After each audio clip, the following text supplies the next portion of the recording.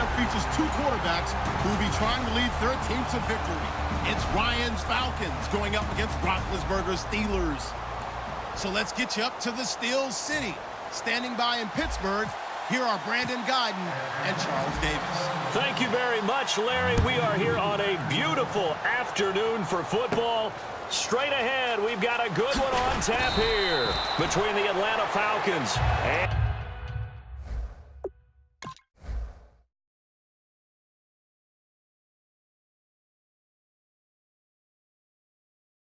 the Pittsburgh Steelers.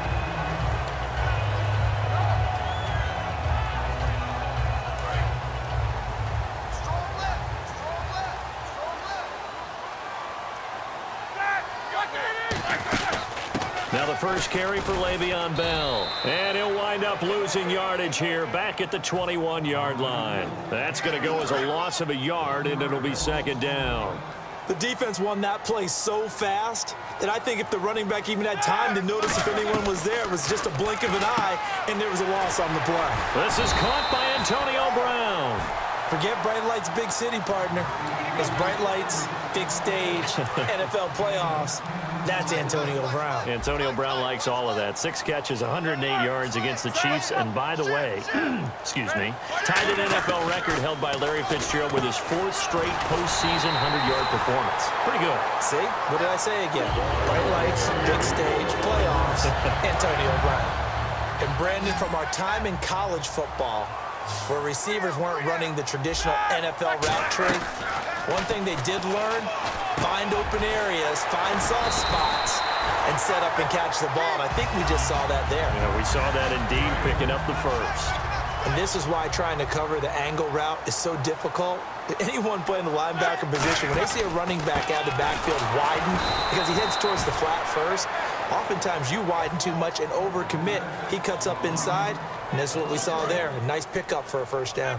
Brandon, that play ended so fast, it's almost as if the quarterback handed it to the runner, and the tackler was there right away for a loss of yardage.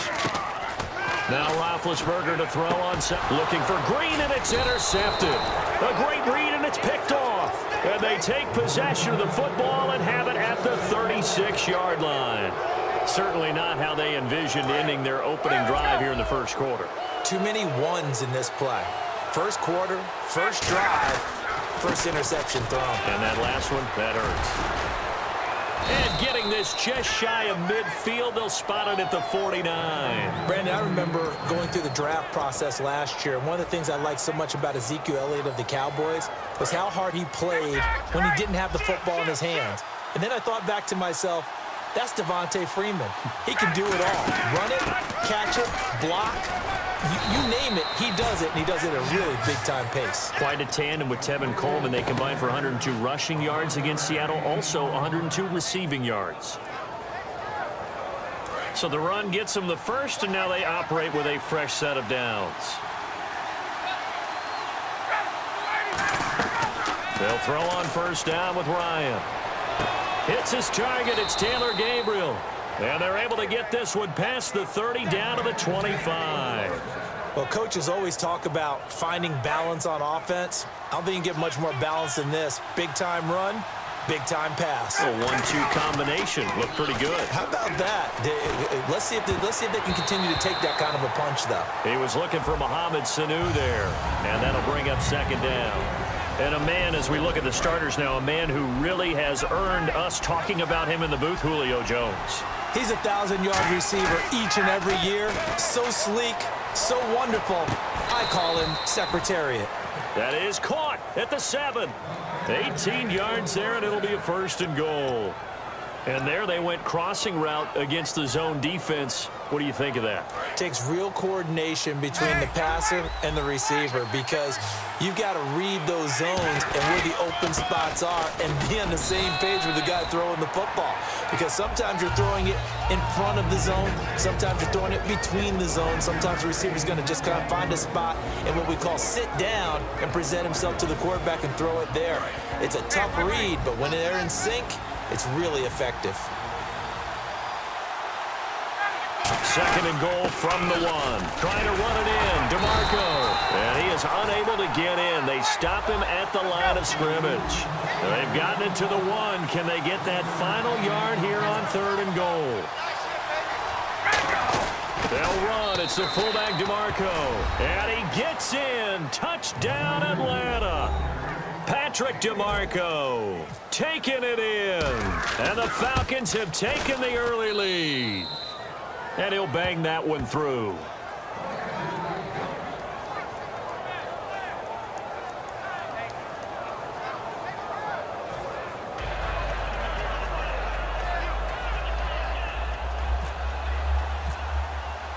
Now after the touchdown, it's Bosher to kick it away.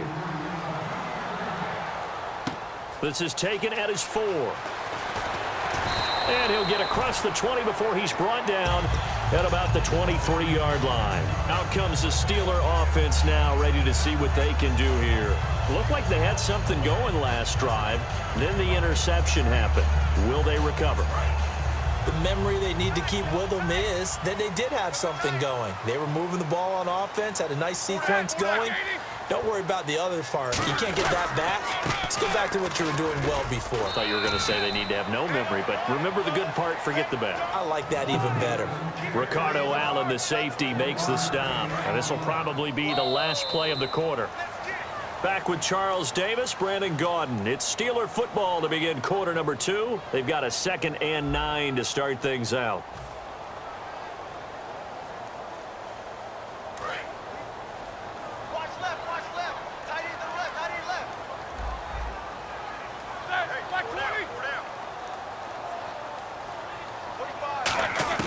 On 2nd down, here's Roethlisberger. Over the middle here to Brown. The reception good for 7. It's 3rd down. Well, clearly one of his advantages as a passer is his height. Sit back in the pocket, fired over the middle. That makes things tougher defensively, doesn't it? It really does, because your goal is to move the quarterback off his initial spot when he gets his drop back complete. Trying for Brown, and it's intercepted. And he's free going down the left side. It's a foot race. And he takes this one back into the end zone, and the Falcon defense has a touchdown. Short throw, pick 6 right there. Those linebackers, they love when those short throws come and those eyes get real wide, don't they? How about the anticipation on the play? Reading, reacting, and then the ability to catch the football and take it in the opposite direction.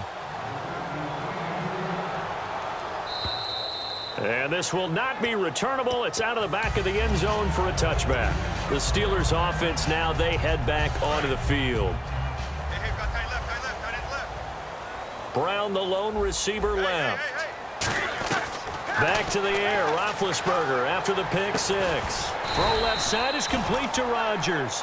A good pickup there. 8 yards on the first down completion. Some think the teams really won't throw a slant route unless you have a receiver that has a lot of stature to him. But sometimes the little guys, they get lost in there. People can't really locate them, and they run that quick cut on the slant, and oftentimes they can turn it into big plays. Antonio Brown, the intended receiver, and it's 3rd and short.